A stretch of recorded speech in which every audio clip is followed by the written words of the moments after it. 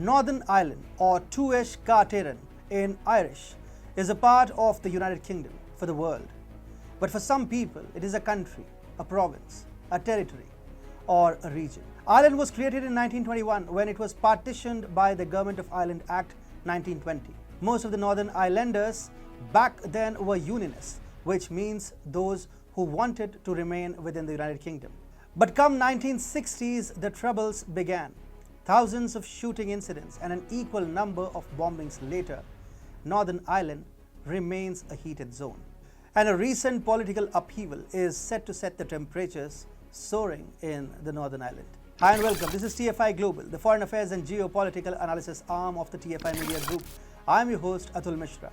In this video, I will tell you about the latest developments in Ireland and what the future holds for Northern Ireland. Let's begin. The lead up to Brexit was filled with doubts, and as the exit of the United Kingdom from the European Union became a reality, the calls for secession from the United Kingdom started gaining ground, be it Scotland or even Northern Ireland.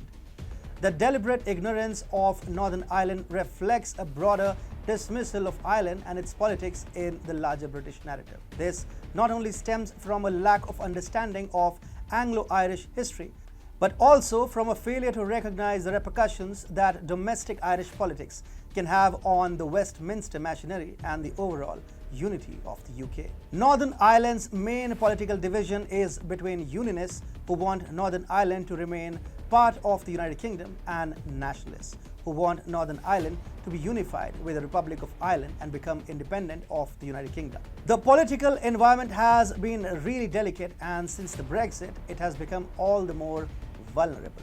While the government in Westminster has not cared to pay much heed, the rise of Sinn Féin, its literal translation is "we ourselves," signals a public perception moving towards a possible call for another referendum and followed by a possible secession. The rise of the Irish Republican and Democratic Socialist Political Party, or Sinn Féin, is making a possible secession of Northern Ireland a surety. Sinn Féin is active in both the Republic of Ireland and Northern Ireland, and its rise can also reignite the call for a united Ireland. Focusing emphasis on other matters, according to Finn McRedmond, demonstrates London's willful ignorance of Northern Ireland and Irish politics, and there are fears that this could pave the way for a united Ireland. Professor Gary Murphy of Dublin City University School of Law and Government and Professor Aidan Regan of the School of Politics and International Relations at University College Dublin spoke to Breaking News, that is about the likelihood of Sinn Féin leading the next government and the challenges they may face. While this may be true that the party may face hurdles in forming a government and may not even form a government, however, this does not dilute the observation of secessionist forces gaining ground in Northern Ireland. This rise has become all the more pronounced because of the sheer ignorance of the concerns of Northern Ireland in the larger Brexit deliberations. During the Brexit talks, all parties agreed that safeguarding the 1998 Northern Ireland Peace Agreement, that is the Good Friday Agreement, was a top priority. This meant keeping the land borders open and avoiding the installation of new infrastructures like cameras and border checkpoints. This was simple to accomplish when both Ireland and Northern Ireland were EU members. Both sides automatically shared the same EU trade rules, thus products traveling between them did not need to be checked. After Brexit, however, a new arrangement was required. Many goods such as milk and eggs must be inspected, and when they arrive from outside the EU, while others such as refrigerated meats are not allowed to enter at all. To avoid border checks, Northern Ireland agreed to continue to observe EU rules on product standards, that is a part of the EU's single market rules under the protocol. Instead, products entering Northern Ireland from England, Scotland or Wales would be inspected.